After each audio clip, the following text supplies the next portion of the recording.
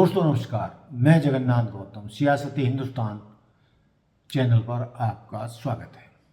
दोस्तों, आज जो मैं बातचीत करने जा रहा हूँ वो ये है कि इसमें तो दो राय नहीं है कि हमारे देश के जो वर्तमान प्रधानमंत्री नरेंद्र मोदी जी हैं उनको आज तक का कई मामलों में सबसे शक्तिशाली प्रधानमंत्री माना जाता है। नरेंद्र मोदी जी ने गुजरात में सीएम रहते हुए किस तरीके से पूरे गुजरात को अपनी मुट्ठी में काबू किया, फिर उसी फार्मूले को आजमाते हुए जब वो देश के प्रधानमंत्री बने 1914 में, तो गुजरात की तर्ज पर ही उन्होंने सरकारी संस्थानों का लगभग दुरुपयोग करते हुए अपने विरोधियों को किस तरीके से काबू किया, साम दाम दंड भेद से उनको लाइन पर लाने का काम किया और कईयों को जेल में ठूंसा, कईयों का संपत्तियां जब्त की। बहुत सारे केस आपके सामने हैं जो जिन्होंने उनकी बात नहीं मानी या उन्होंने अपनी पार्टी छोड़कर भाजपा में शामिल नहीं हुए, उनको लगभग मोदी जी ने बर्बाद कर दिया। मोदी शाह जी ने मिलकर बर्बाद कर दिया, उनकी राजनीति खत्म कर दी, उनका व्यापार खत्म कर दिया, कईयों के बुलडोजर चलवा दिया। तो इससे सब वाकिफ हैं। लेकिन दोस्तों, देश में आज की तारीख में दो व्यक्ति ऐसे हैं जिनसे मोदी जी बहुत परेशान हैं और उनकी समझ में कुछ नहीं आ रहा कि इनको कैसे काबू में। अब आपकी उत्सुकता होगी कि देश में ऐसे कौन से दो आदमी हैं जो नरेंद्र मोदी जी जैसे ताकतवर प्रधानमंत्री के काबू में नहीं आ रहे हैं।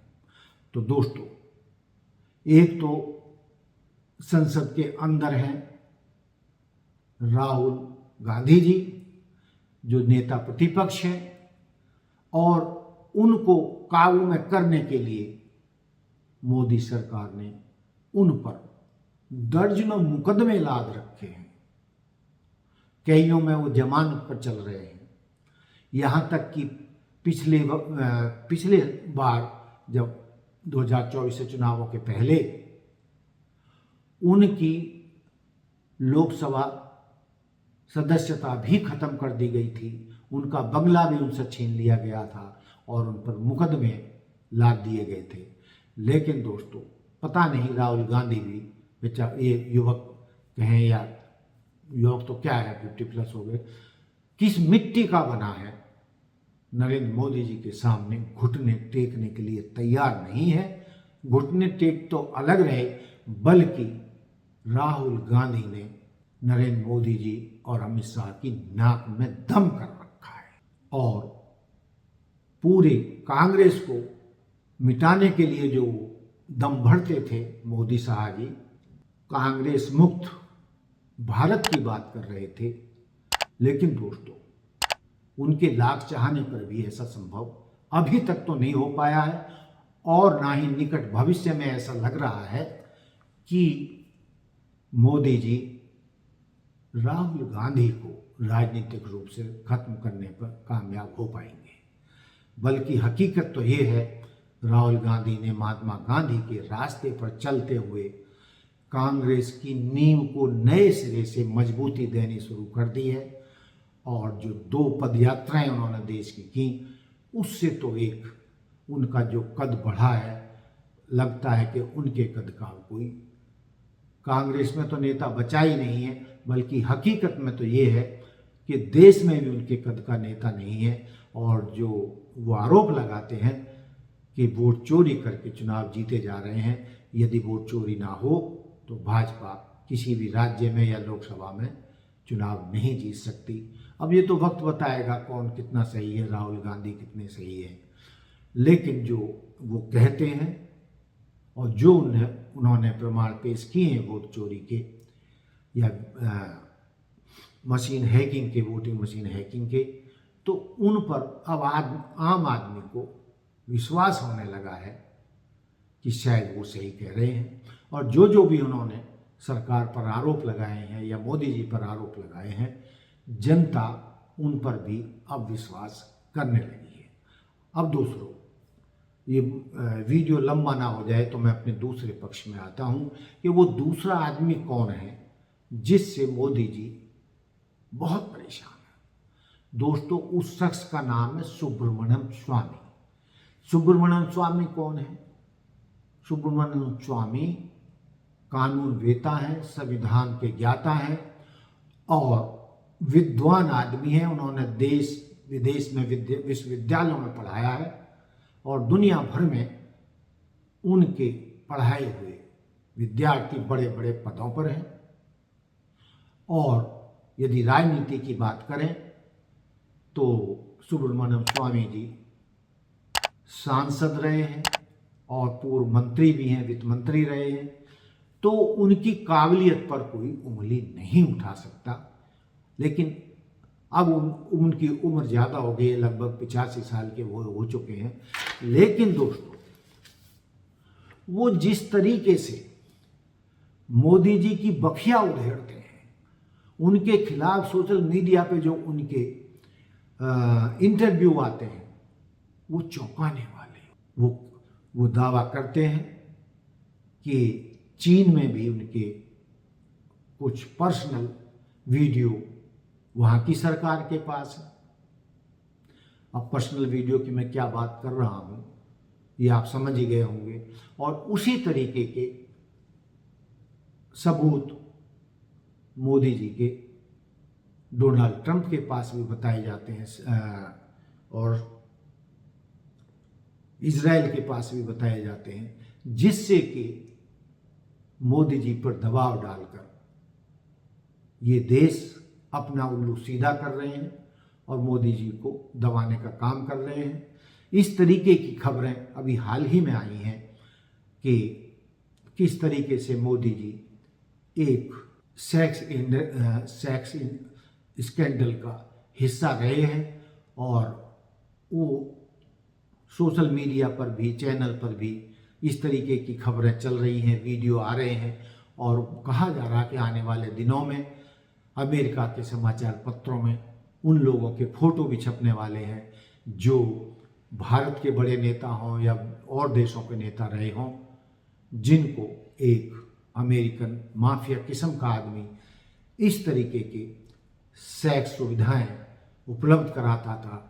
जो कमसिन लड़कियां होती थी, जो नाबालिग लड़कियां होती थी, उसने एक द्वीप बनाया हुआ था जहां पर दुनिया भर के सेलिब्रिटीज़ हों या बड़े बड़े नेता हों, चाहे प्रधानमंत्री हों, राष्ट्रपति हों, उनमें अमेरिका के राष्ट्रपति भी शामिल हैं, भारत के प्रधानमंत्री भी शामिल बताए जाते हैं। तो ये बहुत ही गंभीर मामला है कि किसी भी देश का प्रधानमंत्री का नाम यदि सेक्स स्कैंडल में आ जाए तो उसकी राजनीति चौपट हो सकती है। अब सवाल ये पैदा हो रहा है, हम कुछ छोटे छोटे वीडियो क्लिप सुब्रमण्यम स्वामी जी के भी डालेंगे, उनको देखकर आप चौंक जाएंगे, हैं मोदी जी के बारे में सुब्रमण्यम स्वामी जी की इतनी हिम्मत कि वो इतनी खतरनाक उनके बारे में इंटरव्यू दे रहे हैं, वीडियो डाल रहे हैं, उनके चरित्र हनन कर रहे हैं, उनको अनपढ़ बता रहे हैं, नाकाबिल बता रहे हैं, उनको प्रधानमंत्री के वो काबिल ही नहीं है। मोदी के ऊपर चाइना का दबाव बहुत तगड़ा है। क्यों, कारण क्या है, लोग मुझसे पूछते हैं, क्योंकि मैं चाइना जानता हूँ, चाइना से 16 बार गया हूँ, वहाँ की यूनिवर्सिटीज़ में मैंने लेक्चर्स दी हैं। जब मोदी चीफ मिनिस्टर थे वो 10 बार गए, जब चीफ मिनिस्टर रहे 9 साल और 10 बार चाइना होकर आए। और मैंने चाइना जब मैं गया तो पूछा ये किसके लिए आया, तो हमें नहीं पता। तो कहते हैं आएगा, तो चीफ मिनिस्टर आया। तो बात यह है कि और कुछ ऐश और आराम के लिए आए थे और इसने अरेंजमेंट किया था। लेकिन सवाल ये है कि ना तो मोदी जी ने कभी उनके खिलाफ एक शब्द बोला है, ना अमित शाह जी ने बोला है, ना ही किसी भाजपा के नेता की हिम्मत हुई है कि सुब्रमण्यम स्वामी जी के खिलाफ कोई एक लाइन बोल दे या उनके खिलाफ कोई FIR दर्ज करा दे, मुकदमा दर्ज करा दे। सब डरते हैं उनसे कि वो जिसके पीछे पड़ जाए उसका पीछा नहीं छोड़ते जब तक कि वो बर्बाद ना हो जाए। तो दोस्तों, अब वो सवाल ये पैदा होता है कि वो मोदी जी के पीछे क्यों पड़े हुए हैं, और वो जो इतने इतने खतरनाक बयान या इंटरव्यू देते हैं उसके बावजूद आज तक मोदी जी ने उनके खिलाफ कोई कार्रवाई क्यों नहीं की। तो उसका कारण बताया जाता है कि सबसे पहले तो वो भाजपा के नेता हैं, भाजपा के सांसद रहे हैं और आरएसएस के सपोर्टर हैं, आरएसएस उनकी पीठ पर है और सभी हिंदुत्ववादी ताकतें उनको सपोर्ट करती हैं। वो आरएसएस के भी सपोर्टर हैं, हिंदुत्व के भी सपोर्टर हैं, हिंदू राष्ट्र के भी सपोर्टर हैं। इसलिए आरएसएस का उन पर वर्द हस्त है, हिंदुत्ववादी ताकतों का उन पर वर्द हस्त है। अब वो सिर्फ विरोध करते हैं तो भाजपा सरकार का नहीं, बल्कि सिर्फ और सिर्फ मोदी जी को नकारा बताते हैं, नाकाबिल बताते हैं, उनकी शिक्षा पर भी उंगलियां उठाते हैं, उन्हें अनपढ़ प्रधानमंत्री बताते हैं, न जाने क्या क्या बताते हैं कि यदि कोई और नेता या किसी पार्टी का इतनी इतनी गंदी वीडियो या इंटरव्यू उनके खिलाफ देता तो वो जेल में सड़ रहा होता। तो दोस्तों, जो मैं सोच रहा हूँ और जो लोग सोशल मीडिया पर रेगुलर रहते हैं वो जानते होंगे कि सुब्रमण्यम स्वामी जी के नरेंद्र मोदी जी के बारे में क्या विचार हैं और वो कितनी बुरी तरीके से धोते रहते हैं। समय समय पर उनके इंटरव्यू आते रहते हैं, वीडियो आते रहते हैं।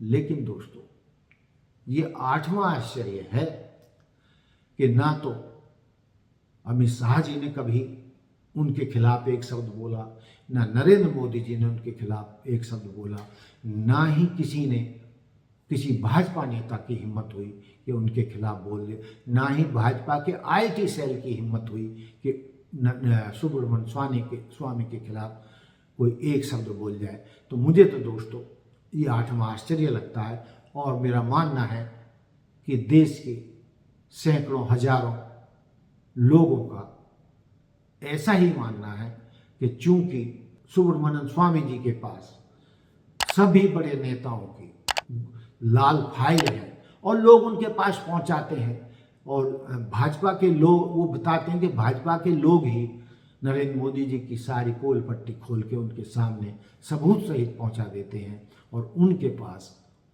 नरेंद्र मोदी जी के खिलाफ या अमित शाह जी के खिलाफ बहुत सारे सबूत हैं, पुख्ता सबूत हैं। वो कानून वेता हैं, संविधान के ज्ञाता हैं।